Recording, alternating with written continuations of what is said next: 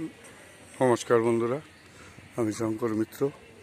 আজ আমি দেখাবো রানী রাসমণি ঘাট। যে রানী রাসমণি দক্ষিণেশ্বর মন্দির করেছিলেন, তার বাড়ি এই আমাদের হালিশহর।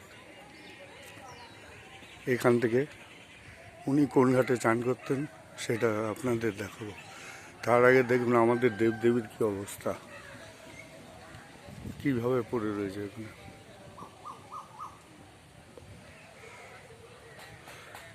আপনাদের ঘাটটা দেখাচ্ছি, আগে চারিদিকে পরিবেশটা দেখুন।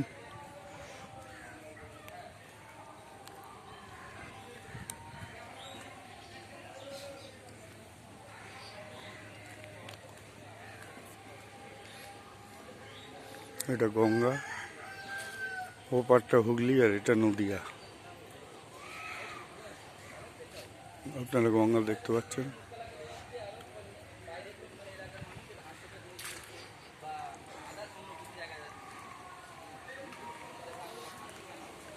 চারিদিকে সব অপরিষ্কার, নোংরা আবর্জনা।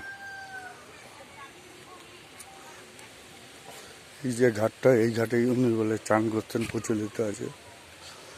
এখন এটা বাঁধানো হয়েছে। গঙ্গা দেখতে পাচ্ছেন, এই হলো সেই ঘাট।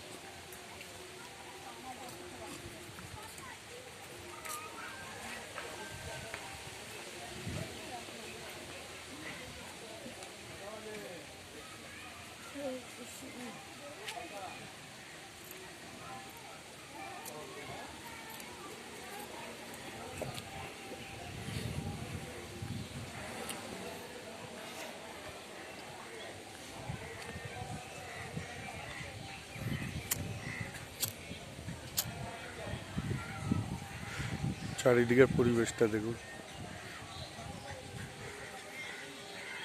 বেশ ভালো লাগবে।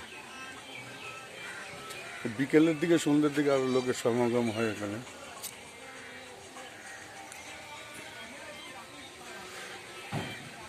এখানে দেবদেবীর ছড়াছড়ি।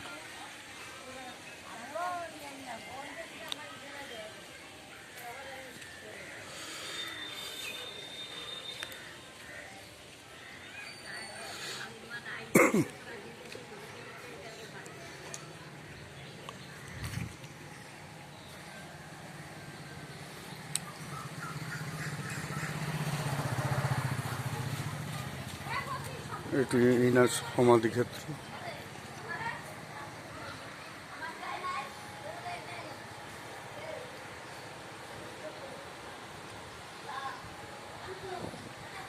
বেশ ভালো লাগবে, ছোট্ট মন্দির।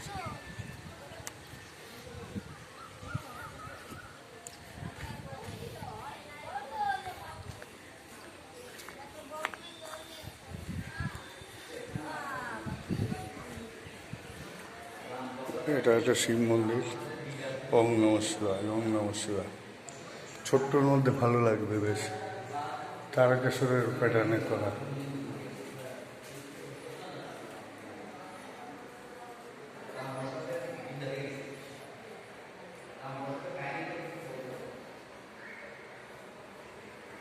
ওং নমঃ শিবায়, জয় বাবা।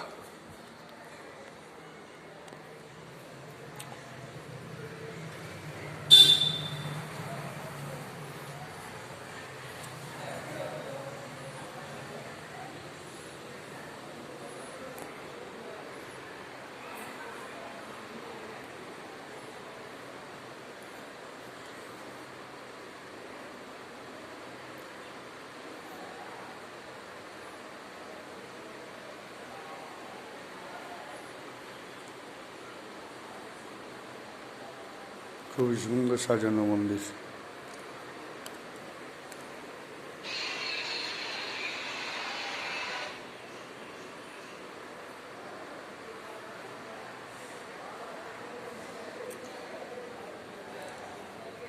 মন্দিরটা ছোটোর মধ্যে বেশ ভালো।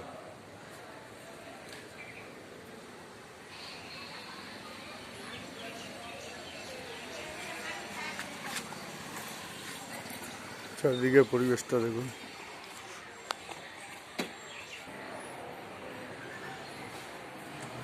অন্ধকার প্রচুর, ভালো করে বোঝানো যাবে না।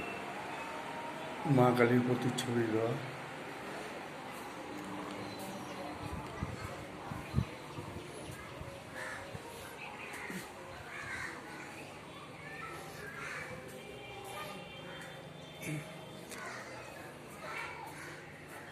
মন্দিরটা বেশ সাজানো গোছানো।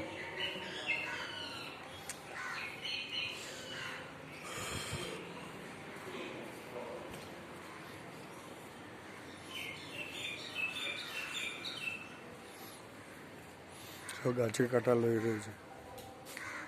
মন্দিরটা বন্ধ, আপনাদের এখন দেখানো যাবে না। খালি মন্দিরের চূড়াটা দেখুন, খুব সুন্দর। এটা একটা কালী মন্দির, কিন্তু এখন দেখা যাবে না।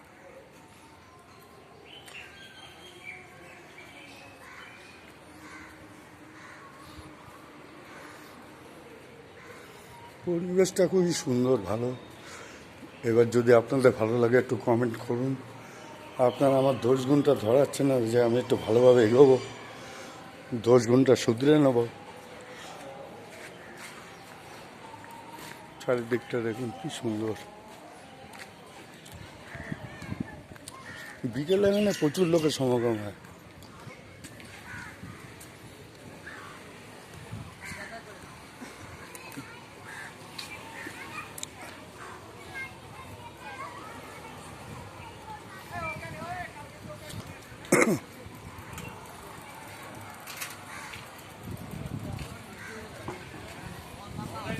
আছে এখানে কাঁচরাপাড়া বা হালিশহর স্টেশন থেকে টোটোয়াটায় চলে আসবেন, এসে একদিন বেরিয়ে যাবেন। খুব ভালো জায়গা, আপনাদের মন ভালো লাগবে।